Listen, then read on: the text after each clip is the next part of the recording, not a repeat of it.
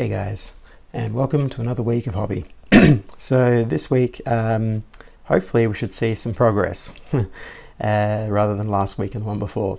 So I managed to get a little bit more work done on this guy. So he's actually getting close to finish now, which is great. As you can see, the bone's getting done. And yeah, we've got like only like a few areas of metal and stuff like that left to do. So that's pretty cool. And yeah, so hopefully maybe you'll see a finished product for him if I'm lucky. And I'm just about to start the next part of the painting tutorial on the Blight King. So yeah, he'll get let's see. So he'll get like all the secondary little details done, the cloth, the bone areas, stuff like that, and the base, and that'll prep him for next week when we finish him. So I'll be doing final highlights and blends on the skin just to clean up the glazes and stuff like that. And yeah, and then just all of the tarnishes and drips and all of Nurgle's favorite stuff, and that should probably finish him. Pretty cool. So yeah, I'm looking forward to that. I'll do that later on today, but by the time you see this, it'll already be out probably the day before. And then I've still got the same bunch there sitting there with him. So yeah, we'll see how the week goes. I also got some success on the Frozen 4K Mini. I managed to get it to print something, which was great. So that's positive. It's still not like it's good, but there's definitely it's got tons of little flaws in it. So I'm not really seeing what other people are seeing when they're printing on these printers. I'm not really seeing that so far, but I'm only doing the test one that it comes with. So I don't know how good a quality the 3D model that they give you with that actually is. It could just be something to do with the model. So I got to do some more tests with some other parts and just see how good it is, whether it can actually print decently or not. It's probably going to be good for basing material stuff, like little accessory pieces for bases and whole bases themselves and that sort of thing. But in terms of like printing models, so far I can't see the benefits over it compared to a form printer. Of course the price is massively different, but so far I'm not really seeing what other people are seeing, like on those YouTube videos. It doesn't really add up, so I'm not quite sure why. But anyway, we'll do some more tests and we'll see if I can come up with a solution. So yeah, that's at least looking positive. I've still got to fix the Form 2 printer and get that working, which is another issue, but we'll see how we go this week, and that'll be good. Apart from that, let's see, what else am I going to try to do? Yeah, so I've got like 2 more sculpts, so I can get that working. I'll try to print the last couple of sculpts in the Denizens of Catan series, which would be really good, and maybe then you'll see those. And then I'm working now on prepping bases for miniatures, so 28, 32, 40 and 50, and getting the dimensions right so that you get something that's extremely close to this in terms of shape, so the angle of that, the base, and just the overall shape and thickness and size, so that once I do like scenic terrain, like bases and stuff like that, or accessory pieces or bases for my own miniatures, when you print them out, it should be very, very close to this. So if you wanted to put it into your army or have it in a tabletop army, as most people use Games Workshop bases and stuff like that, or something similar, it should fit in nice and easy. So yeah, I'm looking forward to getting that done, because that'll be pretty cool. And I got some ideas to add for some little downloadable content from the Blighted God store, so you'll see that coming, I guess, in the next few months. But yeah, we'll see how that goes. But I'll definitely have some tests, so I'll be showing some of that on these vlogs in the next few weeks, once I get these printers running, that is. So yeah, that's where I'm at this week. Hopefully we get a little bit more done. I really want to try to finish him, so we'll see how we go. But yeah, as usual, it's always a big dice roll to see how it goes. I mean, the Easter weekend is now over, so hopefully it's not as busy as it was over the weekend, but you never know. There's always curveballs that are thrown your way. All right, well, I'll see you soon. Okay, so we're back. It's about the middle of the week, and I actually have made some progress this time. Oh, happy days. Yeah, so a little bit better than the last couple of weeks. I managed to move forward.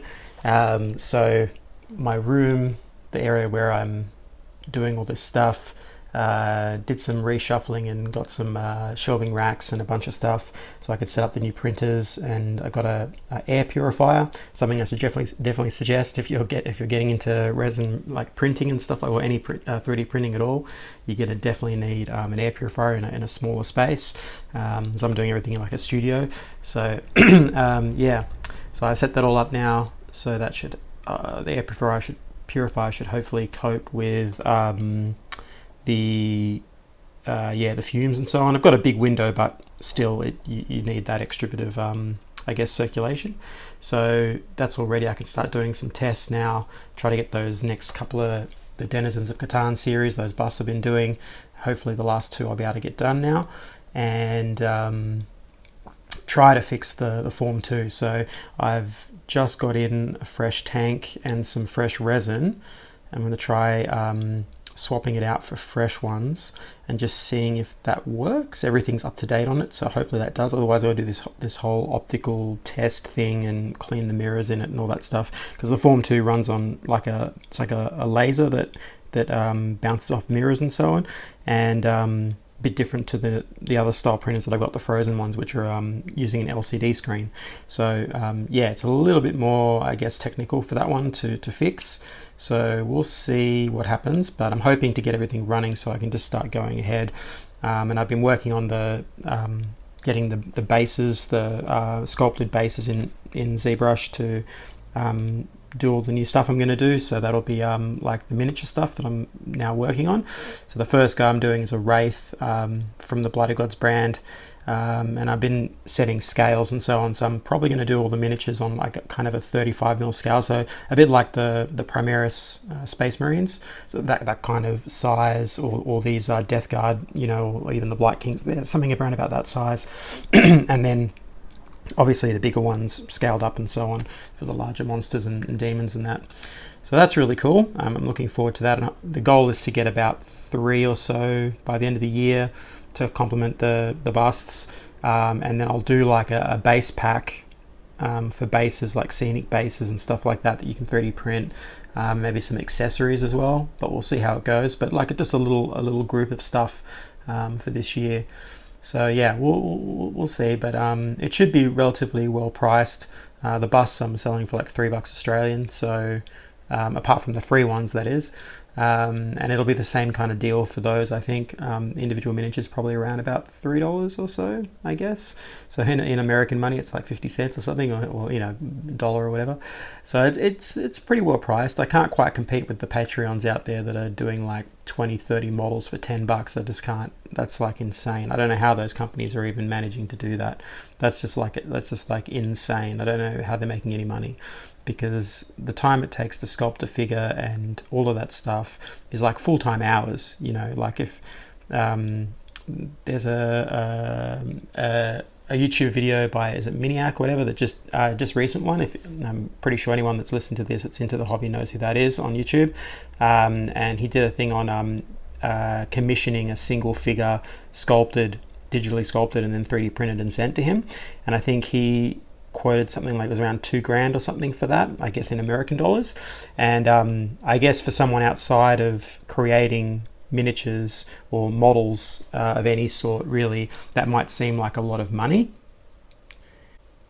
but that's actually very, very well priced. Like he got a good deal, considering the level of detail, the finish, the execution, and the level of 3D printer that company has access to, the finished product.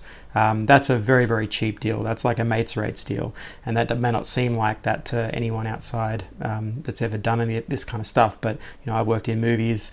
I know what kind of rates they are, at least here in Australia, and I'm sure it's similar around the world.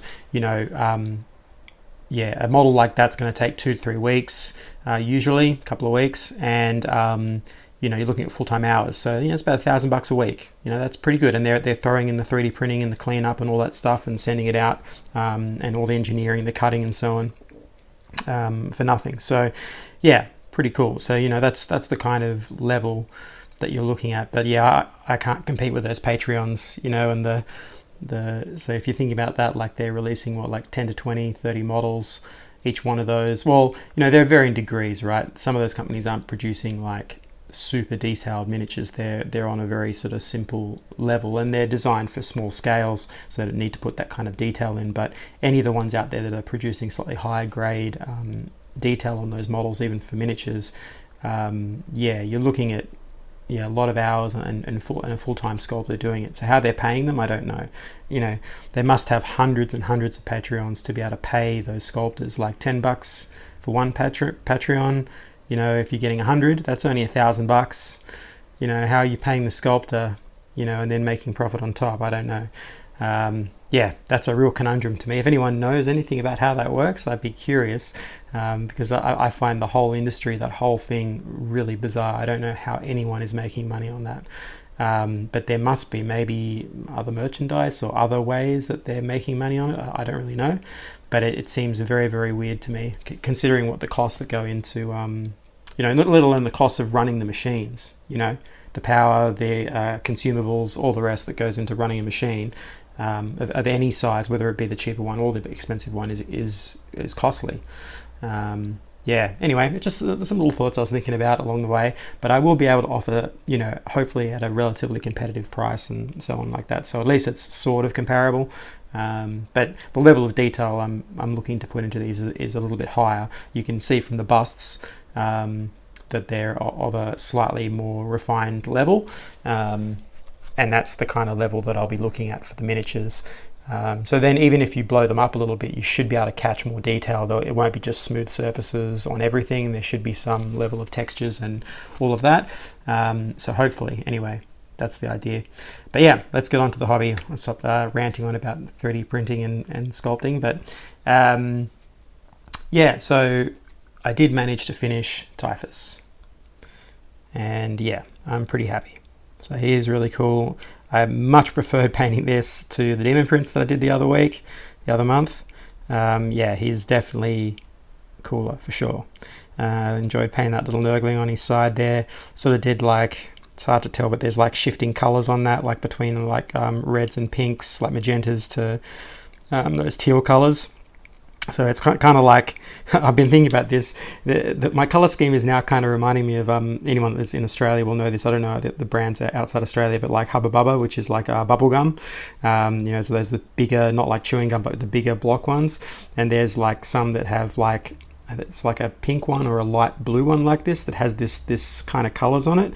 And so I've been you know, having a bit of a chuckle that these are kind of like bubblegum death guard now, so that's kind of funny. But anyway, I'm still enjoying painting them. The color scheme is pretty cool.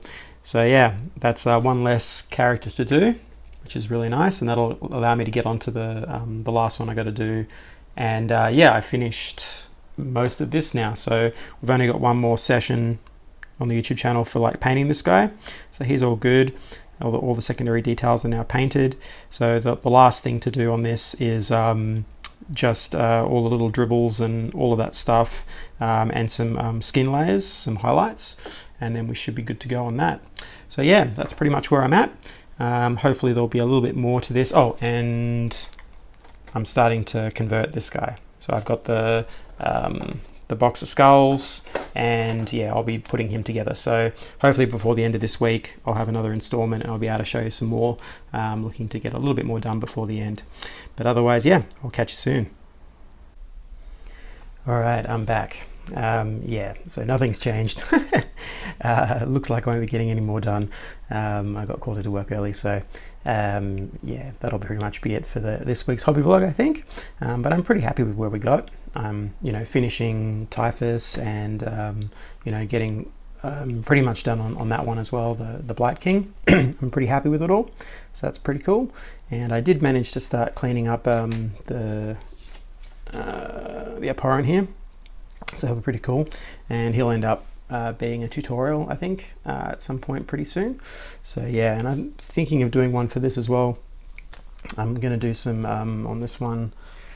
I'm going to try painting, I think I've talked about this before, but I'm going to try painting like some pale armor on him, like treat it like flesh. and do like a kind of pale scheme. So I think that'll be really fun, using the techniques that I've been like showing on the channel already, and then, you know, applying it to a different surface and trying to come up with something cool. That's very like old school Nurgle, very classic kind of, I guess, 90s, you know, Chaos Champion. That kind of light bonish kind of color, but in this case pale skin. So I think that'll be really cool. So that'll be something fun to have a go at as well. Yeah, so I think that's pretty much it. I hope you guys have all had a good week getting a bit done and getting something finished. And yeah, hopefully next week should be, you know, a better crack. I should definitely get those printers running now that it's all set up, so that'll be really cool. I really want to start you know, getting through some more 3D prints and stuff like that. But otherwise, yeah, I guess that's it, and I'll catch you on the next one, guys.